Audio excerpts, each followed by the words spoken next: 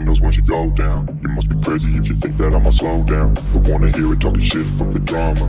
Keep it coming, I'ma send you to your mama. Mr. Whip, whip, whip, get the guns out. Dropping bodies in the place till the sun's out. Can't fuck with me, so don't even try. 'Cause when the bullets fly, I'm the last one to die.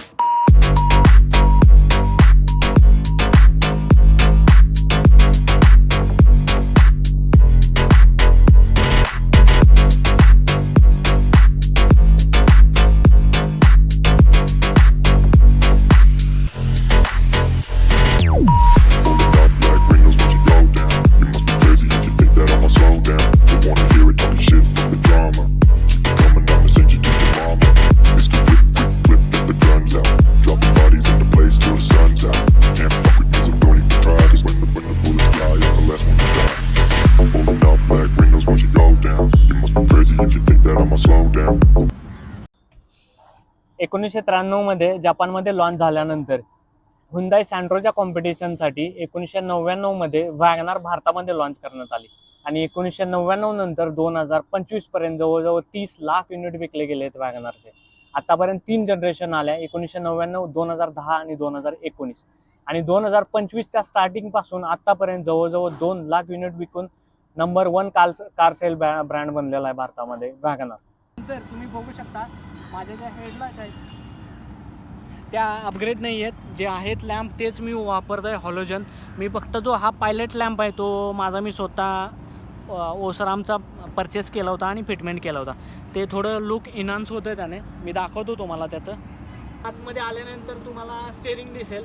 मी जे update केले याच्यामध्ये तुम्ही बघू शकता मी याला leather wrapping पण करून घेतलेलं आहे, पूर्ण कलर मॅचिंगमध्ये करून घेतलं आहे. आणि जे LXI वेरियंट आहे त्याच्यामध्ये तुम्हाला हे जे कंट्रोल आहेत वॉल्यूम डाऊन किंवा सॉन्ग चेंज करू शकता तुम्ही, प्रिव्हियस नेक्स्ट करू शकता, म्यूट करू शकता कॉल किंवा कॉल पिकअप कॉल एंड करू शकता, ते पण करू शकता तुम्ही. तर हे त्याच्यासोबत येत नाही, हे मी आफ्टर मार्केटच बसवून घेतलेलं आहे. इट्स अप टू यू, तुम्ही मला आफ्टर मार्केट बसवायचं आहे कारण OEM इक्विपमेंट देत नाही तुम्हाला LXI जर घेतलं तर.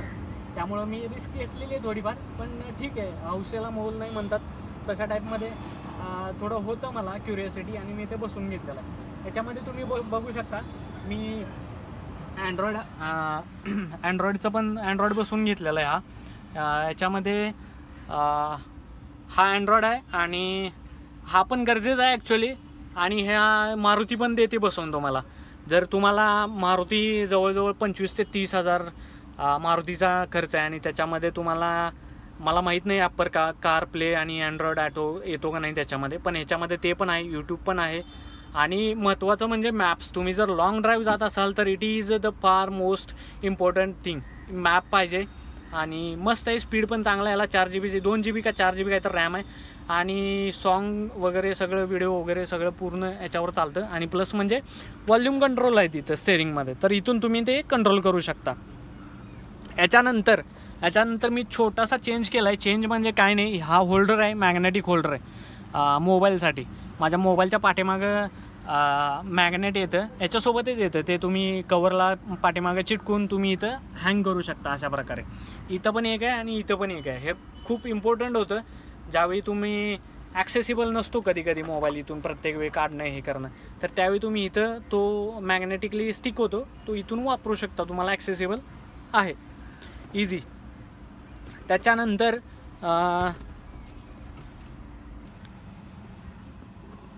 तर असे काही कंट्रोल्स आहेत जे आपण म्हणतो window control plus ORVM control. तर याचा मी काय तर तुम्हाला डेमो देतो. तर हा स्विच आहे, तुम्ही शिफ्ट करून दोन्ही ORM राईट आणि लेफ्टचे कंट्रोल करू शकता. तर हे काही असे जे ग्लास आहेत आपल्या ORVMचे, तर ते तुम्ही कंट्रोल करू शकता, left right up and down. याच्यामध्ये एक ऑटो होल्डचा हा पण येतो. वन प्रेस केलं तुम्ही की तुमचा विंडो ओपन होतो आणि क्लोज होतो. त्याच्यानंतर तुम्ही इथं बघू शकता हा जो मिरर आहे, डे नाईट मिरर दिसतोय तुम्हाला, पण हा पण कंपनी फिटेड नाही आहे. हा तुम्हाला साधारणतः 500 रुपयेपर्यंत भेटून जाईल आफ्टर मार्केट. याचा पण खूप उपयोग होतो ज्यावेळी तुम्ही नाईट ट्रॅव्हल करताय त्यावेळी जे रिफ्लेक्शन येतं पाठीमागच्या गाडींच्या हेडलाईटमुळं, ते येत नाही आणि डोळ्याला तुम्हाला त्रास होत नाही आणि पाठीमागच्या गाड्या पण तुम्हाला बघता येतात.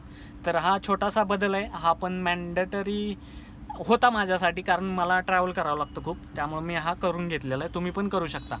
आणि याच्यामध्ये जे बघू शकता तुम्हाला हॉलोजन बल्बच देते मारुती. याच्यामध्ये पण तुम्ही LED टाकू शकता. 30-40 रुपयाला किंवा 100 रुपयाला मॅक्सिमम एक LED येतो, तो तुम्ही इथं अपडेट करू शकता. त्यामुळे तुम्हाला व्हाईट लाईट भेटून जाईल.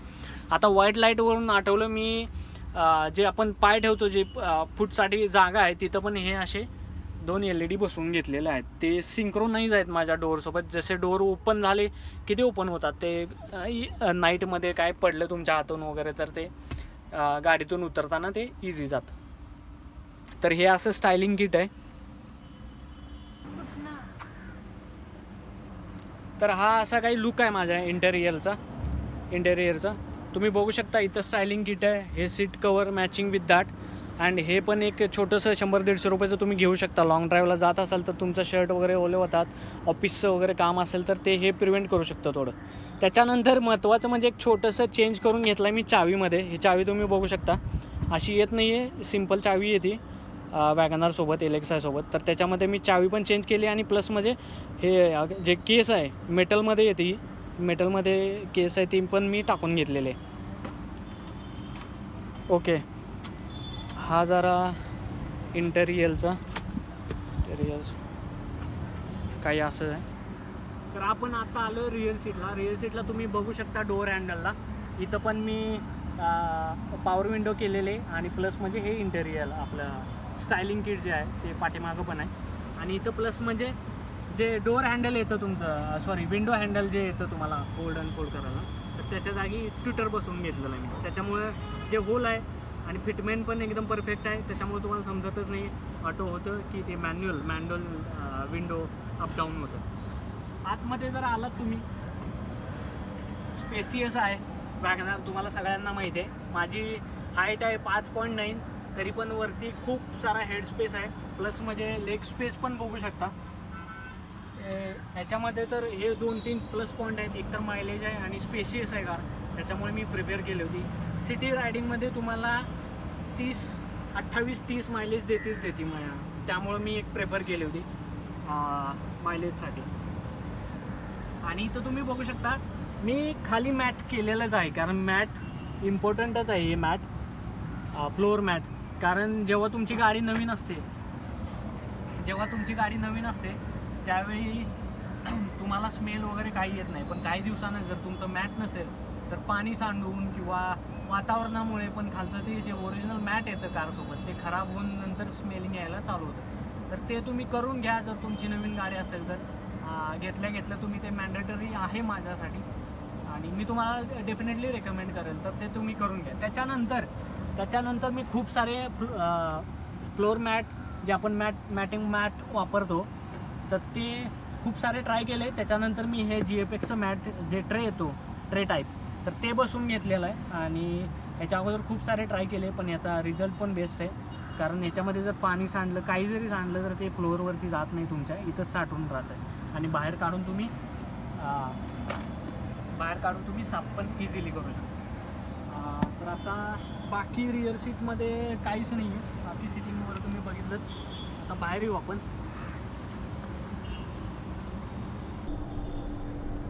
पाठीमागून जर लुक बघितलात गाडीचा तर पाठीमागे तुम्हाला 2 चेंजेस दिसतील. एक तर मी हा स्पॉयलर बसवून घेतलेला आहे, बॉडी कलरमध्येच बसवून घेतलेला आहे. 3-3.5 हजारपर्यंत तुम्हाला लोकली मिळून जाईल.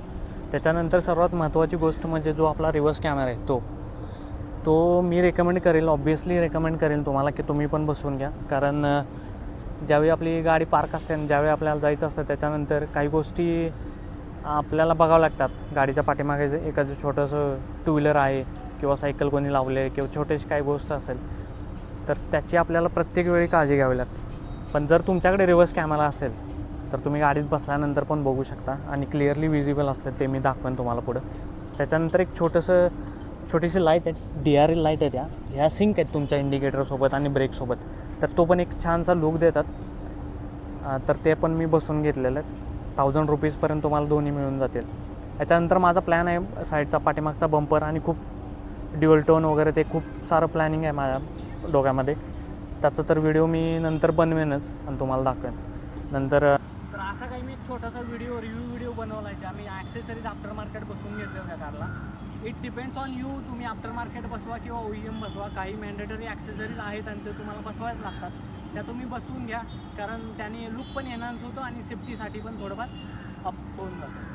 आणि तुम्हाला जर काही क्वेश्चन असतील ॲक्सेसरीजबद्दल, त्याच्या प्राईसबद्दल, कुठून बसवून घेतले, काय काय मॅन्डेटरी आहे, तुम्ही जर नवीन कार घेणार असाल, काही प्रॉब्लेम्स आहेत किंवा काही ओनरशिप रिव्ह्यू असेल, काही क्वेश्चन असतील तर तुम्ही कॉमेंटमध्ये प्लीज विचारा. मी त्या सगळ्या कॉमेंटचा रिप्लाय करेन.